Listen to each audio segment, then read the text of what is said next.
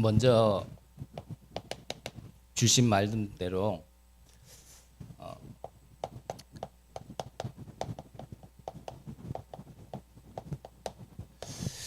우리가 신앙생활함에 있어서 좀 알고 또 점검해야 될 내용이 있습니다. 교회사에서 가장 큰 사건, 그 중에 항상 있었던 게 뭐였냐면 바로 이 이단 시비였습니다. 근데 이단을 정죄한 사람들이 다른 사람들이 아니라 꼭 항상 이 성경을 말씀을 아는 자들이 가지고 있는 자들이 이단을 만들었거든요. 그래서 이단이라는 건 뭐냐면 다르다라는 뜻이거든요. 다를리예요. 다를리. 그러면은 뭐가 다르기 때문에 이단이냐? 성경에서 얘기하는 가장 핵심적인 구원의 내용을 다르게 말하면 이단입니다. 그래서 우리가 말하는 이단은 구원자가 다른 거죠. 그리스도가 아니라 자기들의 교주가 구원자라고 얘기하기 때문에 이단인 겁니다. 그런데 이 성경과 다른 구원을 얘기해서 이단도 있지만 또 정치적으로 이단으로 몰아가고 또 거기 이단 정죄를 받은 사건들도 늘 있었다라는 거죠. 그런데 오늘 성경 본문에는 자, 이 이단으로 정죄받은 초대교회 제자들을 이 제자들을 이단이라 그래서 가장 핍박하고 잡으러 다니던 이 바울이 오히려 이단이라 정죄받은 이 초대교회로 넘어간 사건이에요.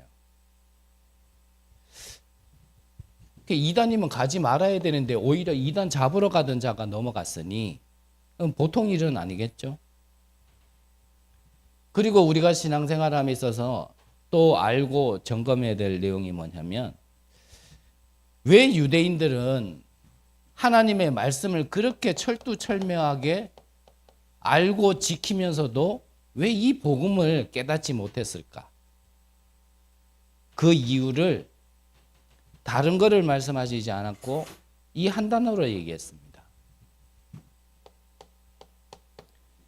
내가 신앙생활의 주인이 되어 있기 때문에.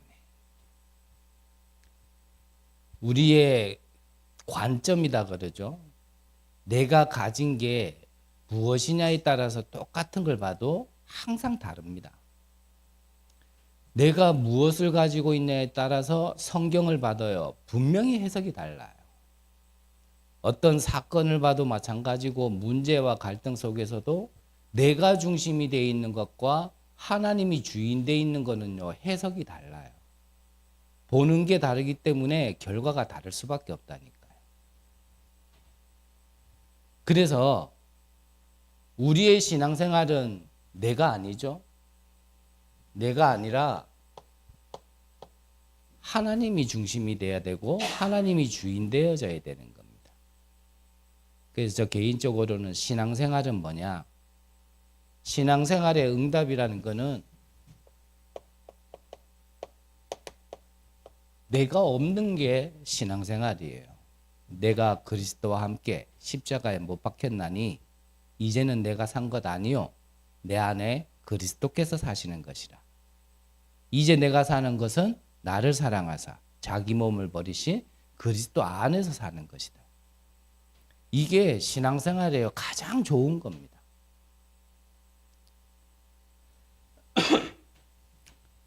그래서 내가 죽는 게 우리가 진짜 응답받고 사는 방법이라는 걸 우리가 빨리 깨달아 버려야 되거든요. 내게 없어질수록 영적으로는요 유익해요. 그 이유는 뭐 아시잖아요. 우리가 창세기 3장 출신 속에 전적 부패, 완전한 타락이라는 걸 안다라면 내게 없어질수록요 올바른 응답 받아집니다.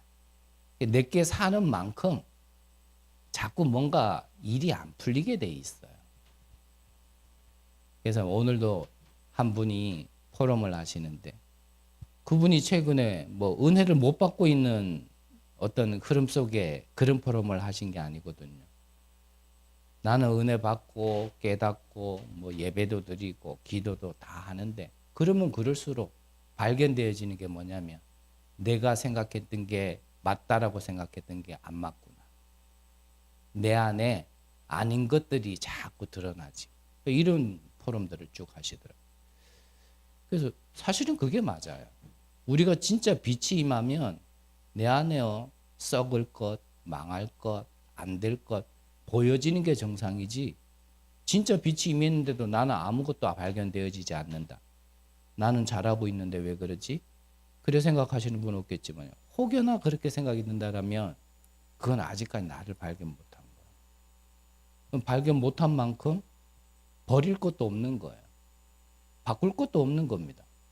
나는 잘하고 있으니까. 그래서 신앙생활은 내가 선택한 게 아니라고 말씀하셨죠. 하나님이 우리를 부르신 거예요.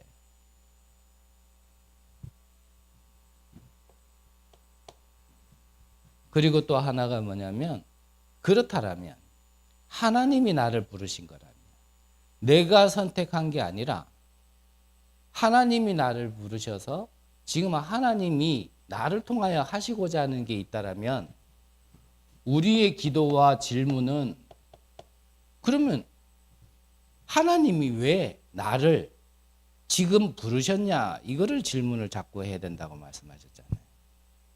그게 모든 곳에서 마찬가지죠. 나는 왜 이 가문에서 태어났지? 나는 왜 이 시대에 태어났지? 나는 왜 이 직장에 있어야 되지? 나는 왜 이 현장 속에 있어야 되지? 나는 이런 문제 속에 왜 있어야 되지? 나는 왜 이런 갈등과 이러한 어려움 속에 있어야 되지? 거기에 대한 내가 중심이 아니라 하나님이 중심되어 있는 것으로 질문을 해야, 그래야 하나님의 것이 보여지고 답이 나와지겠죠. 그래서 신앙생활에 가장 중요한 거는요, 저는 볼 때 이거예요. 앞서 말씀드렸잖아요. 똑같은 말을 들어도요, 방금 했던 말도 내가 중심돼서 들은 것과 하나님 중심돼서 들은 것 또 달리 들려요.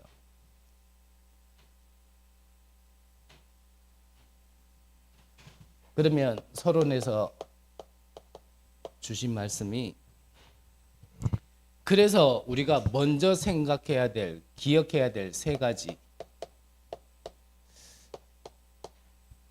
그렇다면 내가 선택한 게 아니고 하나님이 나를 선택했다라면, 그러면 우리의 배경은 하나님의 절대 주권 속에 있는 겁니다. 앞서 말씀드렸지만 내가 문제를 당하고 있어도요, 하나님의 주권 속에 있는 겁니다. 어려움 속에 있어도 그 하나님의 주권 속에 있는 겁니다. 내가 응답을 받았다 하더라도 하나님의 주권 속에 있는 거고, 문이 열린 것도 하나님의 응답이지만 주권 속에 있는 거지만, 문이 닫힌 것도 하나님의 주권 속에 있는 겁니다.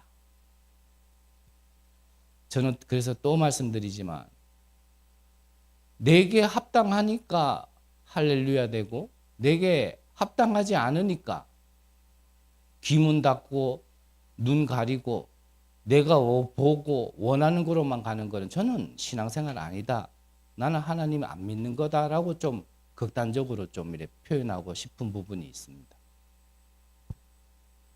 요셉을 노예로 보낸 것도 하나님입니다. 그 노예로 간 요셉을 총리로 세운 것도 하나님입니다. 거기에는 이러쿵저러쿵 할 말이 없는 거예요.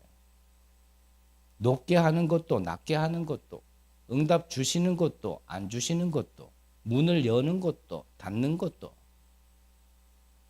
신앙생활은 아브라함에게 하나님이 말씀하셨잖아요. 내가 내게 지시한 땅으로 가라. 그러면요, 그거 따라가는 게 신앙생활인 겁니다. 내가 볼 때 거기는 싫은데, 이건 아닌데, 조금 성경 보고 복음 깨닫고 하나님이 하신 일을 보니까 이거는 아닌데, 그게 나라니까요. 하나님의 절대 주권 속에 있다라는 사실을 우리는 기억하셔야 됩니다. 이 모든 것을 이루시고 행하시는 하나님의 방법이 뭐라고요? 그게 바로 예수 그리스도를 통해서 하시는 겁니다.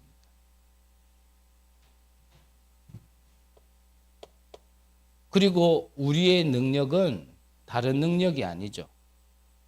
오직 성령의 능력입니다.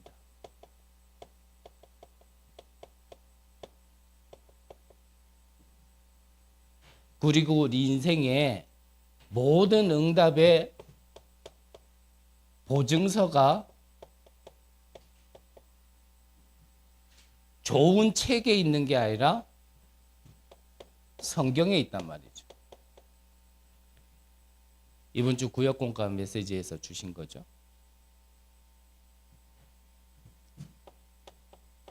이 약속대로 하나님이 나를 부르셔서 구원받은 자로 나를 부르셨다라면, 그렇다면 나는 이전 것이 내가 아니에요.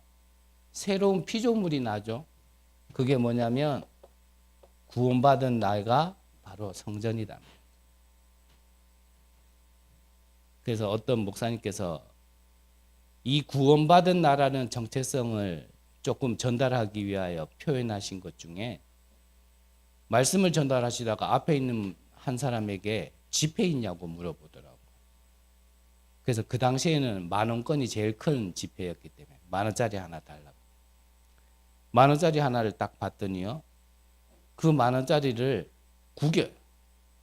그러면서 이게 얼마입니까? 구겨졌지만 10,000원. 그 10,000원짜리에 침을 택배에 뱉으세요. 그러면서 이게 얼마입니까? 여전히 10,000원. 원래 그러면 안 되는데, 지폐 훼손하면 안 되는데, 이래 좀 찢으시더라고요. 찢으면서 또 보여주는 거예요. 이거 얼마입니까? 찢어졌지만 10,000원이에요. 심지어는요, 바닥에 놓고 발로 이래 비비더라고요. 그러면서 다시 그걸 들어서 뭐라고 물어요? 얼마입니까? 그런데요, 여전히 10,000원. 구겨지고, 침 맞고, 찢어지고, 짓밟혀도 하나님이 나를 부르셔서 생명을 주셨다라면, 그 모양이라 하더라도 나는 하나님의 성전인 겁니다. 이게 나의 진짜 정체성이란 말이에요. 좀 우리의 가까운 현실로 얘기한다면, 나는 돈 없는 거지라도 구원받은 하나님의 성전입니다. 정신적으로 많이 힘들고 어려워도 나는 시달리는 하나님 자녀 성전이란 말이죠. 이게 없으면 신앙생활 안 됩니다. 이게 우리의 진짜 배경입니다. 좀 보여지고 나타나는 거로 나를 판단한다 아니라니까요. 혹시나 옆에 있는 사람이 나를 그런 눈으로 나를 평가하고 말한다라면 그냥 그런 얘기는 좀 차단할 필요도 있어요. 그렇다면 내가 있는 나의 현장이 곧 선교지예요. 그래서 내가 지금 가지고 있는 문제가 문제 아닙니다. 답 없는 곳을 살려야 될 선교지에 나를 보내놓으신 거지. 여러분들 가정 가문에 문제 있습니까? 가정 가문에 나를 선교사로 먼저 보내신 겁니다. 이 천명 소명 사명이 내게 있어야 돼. 여러분들의 직장 현장이 어렵습니까? 문제 많습니까? 살리라고 하나님이 나를 보내신 거예요. 여러분들의 주변에 어떠한 어려움이 있습니까? 복음 없어서 그렇게 되어진 현장을 올바르게 보고 진짜 살리라는 겁니다. 그래서 또 말씀드리지만 복음 없어서 망하고 복음의 기준이 없어서 틀린 것을 맞다라고 외치는 그런 현장을 보면서 이게 왜 이러니 왜 이러니 아무리 얘기해도요. 그 질문에는 답이 나올 수 없는 겁니다. 오히려 그래서 나를 보냈구나. 죄송하지만요. 이런 눈으로 교회도 봐야 돼요. 이런 눈으로 목사도 보고 이런 눈으로 옆에 앉아있는 교인도 봐야 뭐 이렇다 저렇다 얘기할 게 아니라 그래서 나를 부르셨구나. 내가 더 잘났다 이 말이 아니고요. 내가 하나라도 깨달았고 뭔가 받은 게 있다면 그건 하나님의 은혜로 된 거지 내가 아니잖아요. 앞서 말씀드린 신앙생활은 내가 아니라니까요. 하나라도 받은 게 있고 깨달은 게 있다면 하나님의 은혜죠. 그러면 겸손해야 되겠죠. 오히려 모든 걸 살리는 거예요. 이것을 위하여 하나님은 우리의 야망을 채우시는 게 아니고 이 일을 함에 있어서 하나님이 필요한 걸 채우시는데 때로는 살리기도 하고 때로는 스데반 집사처럼 죽을 수도 있고 때로는 화를 만날 수도 있지만 때로는 복을 받을 때도 있는 겁니다. 죽고 화를 받았으니까 복은 못 깨달아서다. 저는 그렇게 보고 싶지는 않습니다. 물론 한편으로는 생각해야 될 부분은 있습니다. 정말 우리가 복음을 못 깨닫고 못 누려서 자꾸 어려움 속에 있는 부분도 있지만 그 모든 것도 뭐라고요? 하나님의 주권 속에 협력하여 합력하여 선을 이루고자 하는 계획도 있다라는 것도 우리는 더 큰 범위에서 봐야 됩니다. 우리의 인생은 끝이 정해져 있죠. 시한부 인생.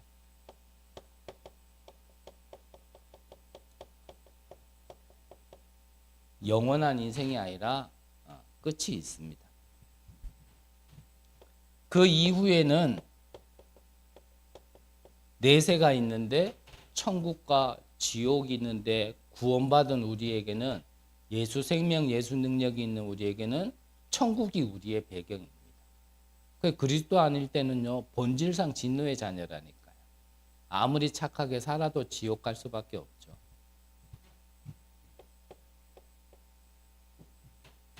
하나님이 이방인과 임금들과 이스라엘 자손들을 위하여 택한 나의 그릇에 맞게끔 순종하면서 살면 그 안에서의 열매가 우리의 진짜 상급이 되어지는 겁니다.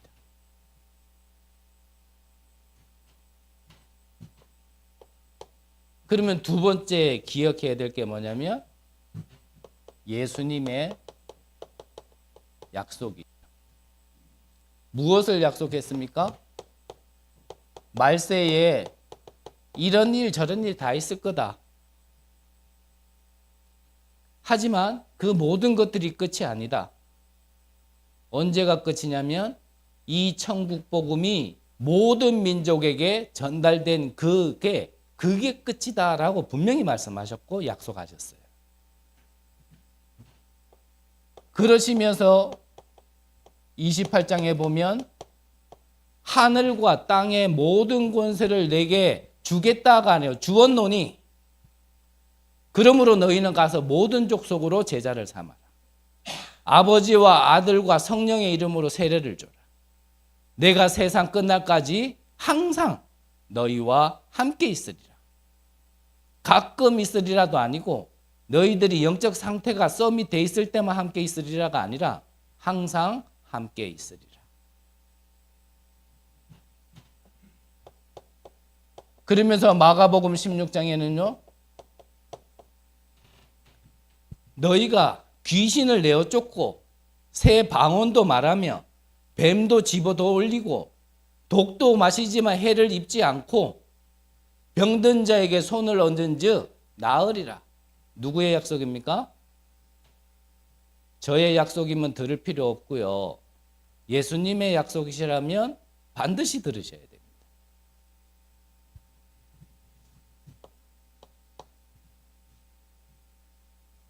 그러면서 우리는 역사 속의 사건을 봐야겠죠. 왜 많은 각국들이 자꾸 전쟁을 일으키고 살인을 하고 학살을 일으키냐? 그들은 무엇 때문에 부흥했으며 부흥한 것처럼 보이지만 그들은 왜 망했으며 그들이 망하고 이겼다라기보다는 그것을 넘어설 수 있었던 모든 비밀은 뭐냐? 그게 뭐 간단하게 얘기하면은 왜 부흥한 것 같지만 망합니까? 왜 성공의 자리에 올라갔는데 자살합니까? 뭔가 왜 이루었다 싶은데 왜 그때 망합니까?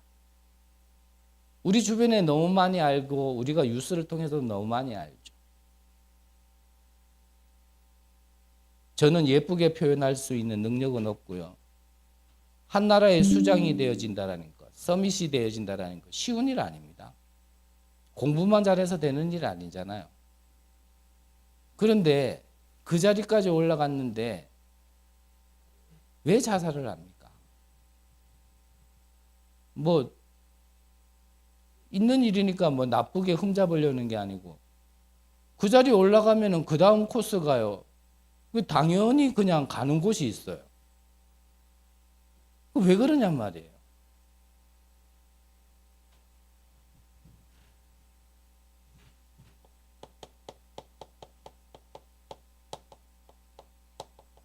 이거를 몰라서 그래요. 인간의 전적 타락. 창세기 3장을 몰라서 그래요. 실패하는데 왜 실패하는지를 몰라요. 문제가 왔는데 왜 왔는지를 몰라요. 문제의 원인을 모르니 당연히 정확한 답을 찾을 수도 없습니다. 그래서 하나님께서 무지한 우리에게 호세아서 4장에 보면 내 백성이 지식이 없어 망한다 그랬거든요. 영적으로 완전히 무지한 우리에게 하나님께서 그리스도를 보내주심으로 조건이 없단 말이죠. 무조건적 선택이. 하나님이 우리를 부르셨을 때는 어떤 조건을 가지고 부르지 않으셨어요. 우리가 구원받는 데는 어떤 조건이 필요한 게 아닙니다.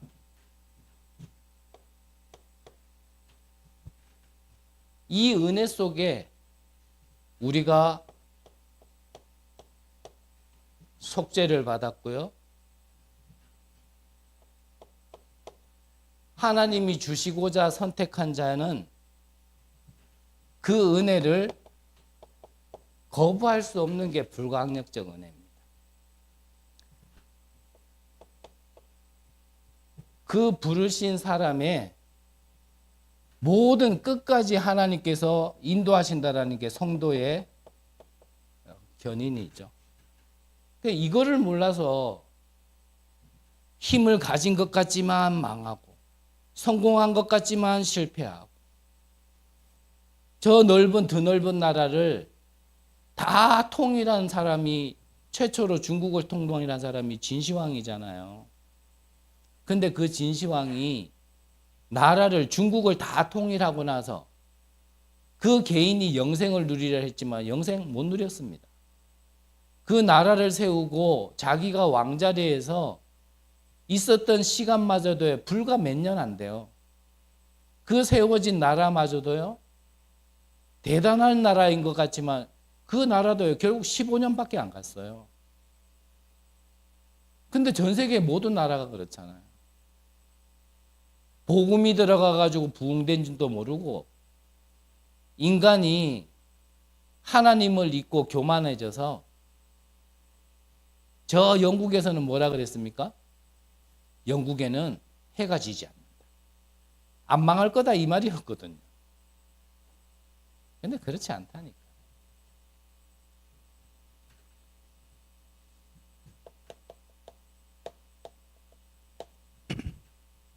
그러면 앞서 말씀드린 것처럼 영적으로 무지하고 문제도 모르고 답도 못 찾는 이 시대에 우리를 부르신 이유가 뭐냐? 첫 번째로는 하나님이 나를 재창조하기 위해서 부르신 겁니다. 재창조 뭡니까? 바뀌어야 됩니다. 우리가 버릴 거는 버려야 되고요. 바뀔 거는 바뀌어야 됩니다.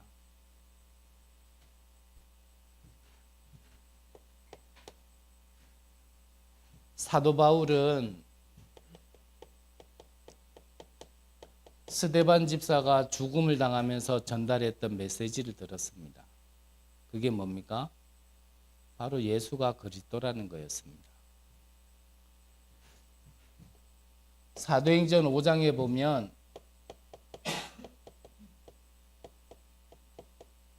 사도 바울은 그 스승이 가말리엘인데 이 가말리엘의 수제자가 바로 사도 바울이었습니다.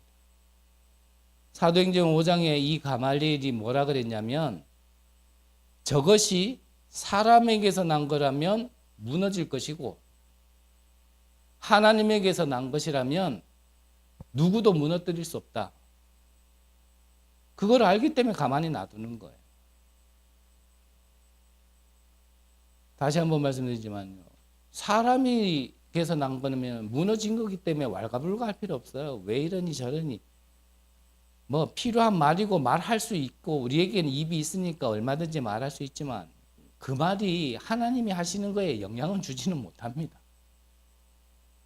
하나님에게서 난 거라면 우리가 볼 때 아무리 틀린 거라 할지라도요. 그건 안 무너져요. 그렇다면 서론에서 먼저 말씀드린 것처럼 내가 중심되어져서 내가 주인 되어져서 나아진 거냐 아니면 하나님이 주인 되어져서 나아진 거냐 너무나 중요한 거겠죠.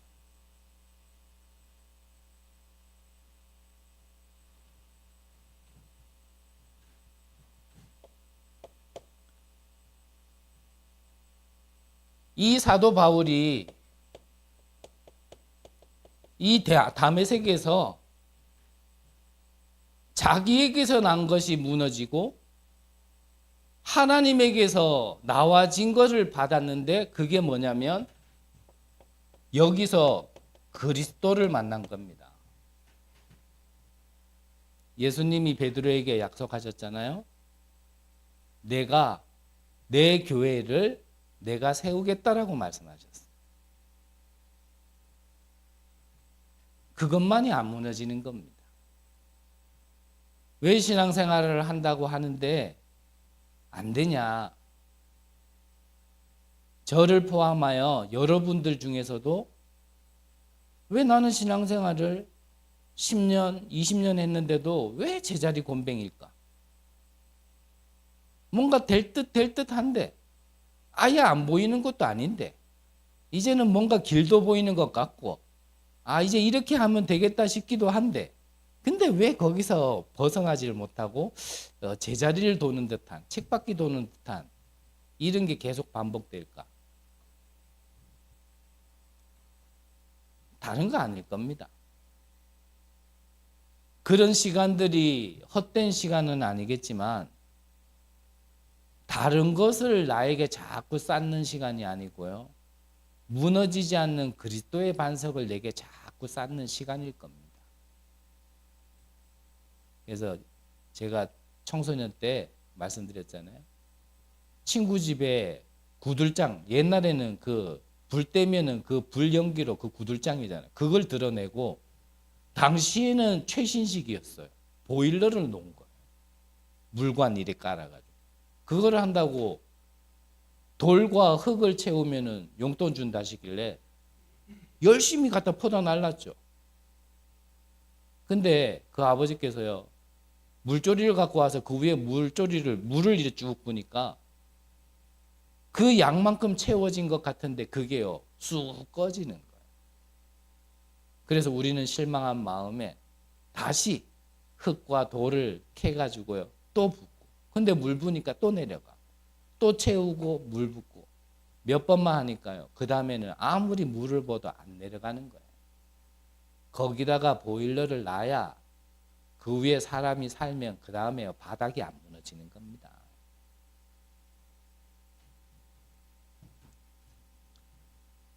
나를 무너지지 않게 든든하게 재창조하는 가장 좋은 방법은요, 날마다 그리스도가 발견되어지고 그리스도가 필요한 이유가 발견되어지는 것이 사실은요, 어떤 응답보다 큰 응답인 겁니다.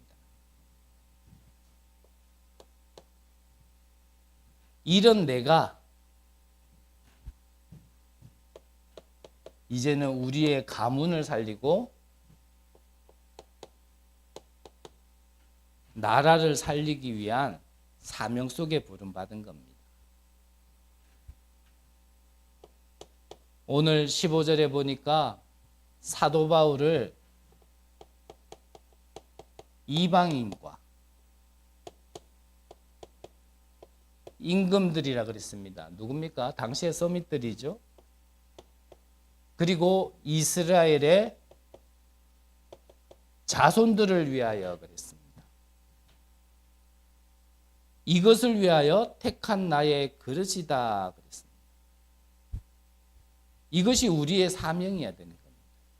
이방인과 임금들과 이스라엘의 자손들을 위하여 택한 나의 그릇이다.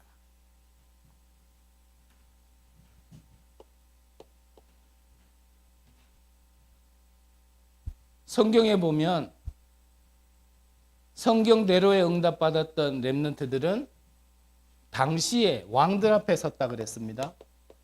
그게 뭐냐면 세계를 살리는 거다라고 말씀하셨어요. 요셉도 그랬고요. 다니엘도 그랬고 오늘 본문에 나와 있는 사도 바울도 가이사 앞에 서게 되어지는 응답 속에 세계복음하게 되어지는 겁니다. 그렇다면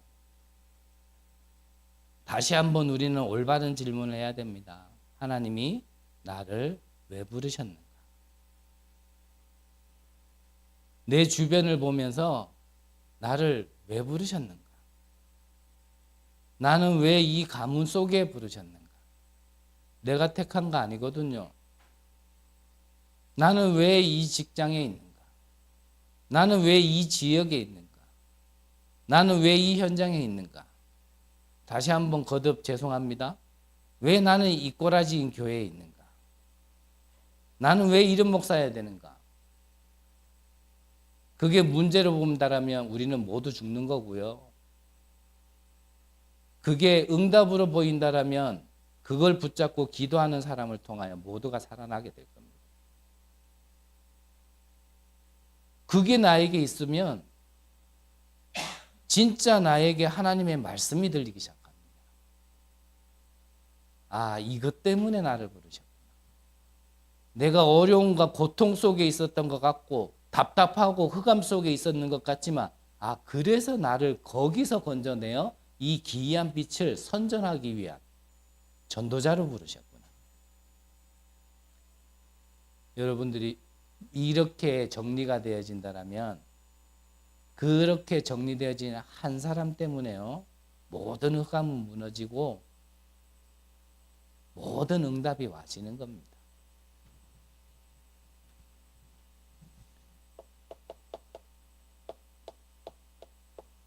결론적으로 그래서 우리는 이 빛의 증인이다 그러셨습니다. 하나님께서 우리를 종으로 부르시지 아니하시고 정반대로 더 주인돼도 안 되겠죠. 또 우리를 가르치는 선생으로 부르신 게 아니라 빛의 증인으로 부르셨다 그러셨습니다. 나를 너무 낮게 평가할 필요도 없고요. 그렇다고 해서 나는 그만큼도 안 되는데 저 너무 생각만 마음만 저렇게 높이 갈 필요도 없고요.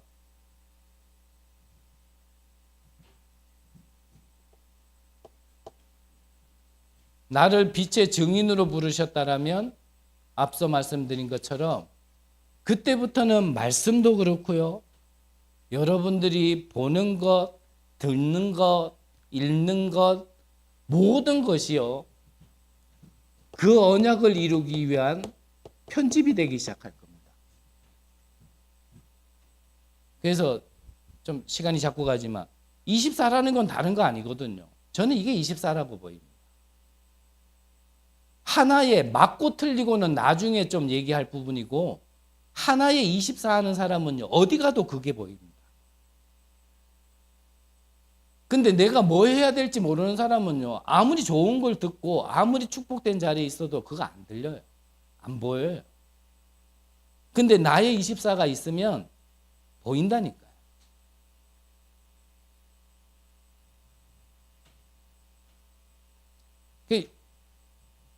뭐 좋은 예는 아니지만요, 내가 중독돼 있다, 어디 가도 그거 보입니다. 금방 찾아내요. 이거 어떻게 찾았지 싶을 정도로 찾아내요. 저는 또 뭐 부끄럽지만 하나님이 주신 과거 배경 속에,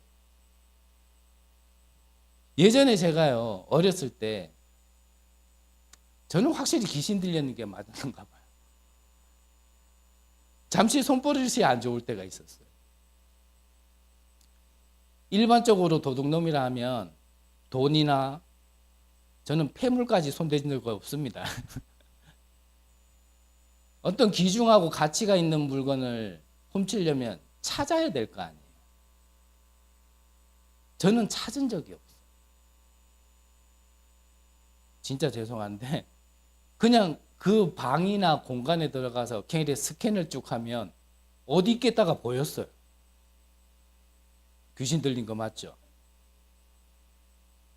근데 이게 희한해. 아니나 다를까 막 찾아 디비는 게 아닌데 거기에 딱 가보면 있어요. 제가 그런 놈입니다. 24 보여요. 보인다니. 근데 그 24가 틀린 거에, 망할 거에, 하나님의 것이 아닌 거에 24 하면은요, 진짜 망하는 거고. 근데 하나님의 것에 24 하면 그걸 보고 집중이라 그러는 거죠. 그거 되어지면 보는 것, 듣는 것, 읽는 것, 나를 부르셔서 하시고자 하는 그 모든 거에 편집되게 돼 있습니다. 그러면 많은 얘기가 필요 없죠?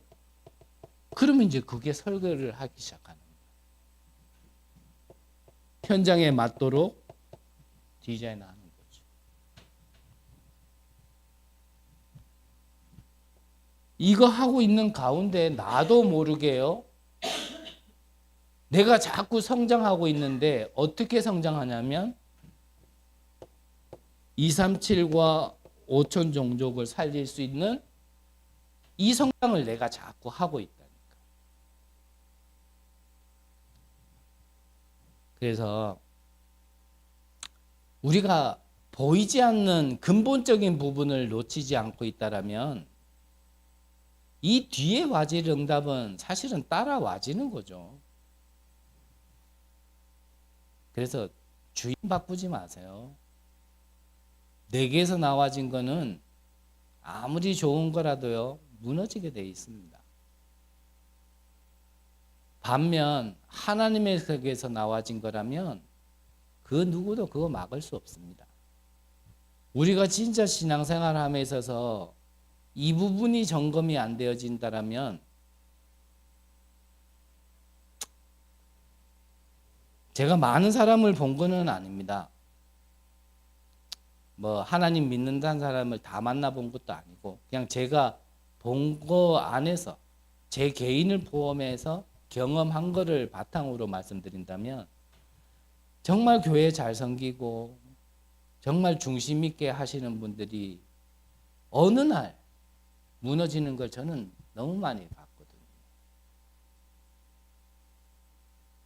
제가 신학을 함에 있어서도 참 너무 안타깝다, 이런 우리 동력자들도 많이 좀 봤고, 한 교회를 섬김에 있어서 평신도로 중직자로 참 저런 분 너무 안타깝다, 이런 것들이 진짜 보이는데 나를 버리세요. 복음 편지 7강에 동그라미 3개 있잖아요. 구원 아예 못 받은 거는 다른 얘기고, 구원 받았는데 내가 주인 돼 있는 것과 구원 받은 내가 하나님이 그리스도가 주인 되어 있는 거는 점검을 하셔야 됩니다.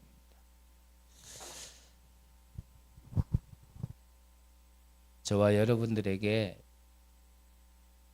좀 시간이 걸리더라도 더디더라도 무너지지 않는 참응답을 받는, 그리하여 정말 우리의 만남, 가정 가문, 우리의 산업, 지역, 더 나아가서 나라와 5천 종족을 237 5천 종족을 살리는 귀중한 일에 쓰임받는 축복이 있으시기를 간절히 기도합니다. 기도하겠습니다. 하나님 감사드립니다. 사도 바울을 부르셔서 이방인과 임금들과 이스라엘 자손들을 살리기 위한 이것을 귀한 것을 두고 부르신 것처럼 우리 개개인이 이 어두운 시대에 영적인 문제가 질병으로 전염병으로 전달되고 있는 이 시대에 왜 부르셨는지 분명한 이유를 알고 내가 원하는 일이 아닌 하나님이 원하시는 일 속에 순종하며 쓰임받는 귀중한 축복을 허락하여 주옵소서. 감사를 드립니다. 살아계신 예수 그리스도의 이름으로 기도드립니다. 아멘.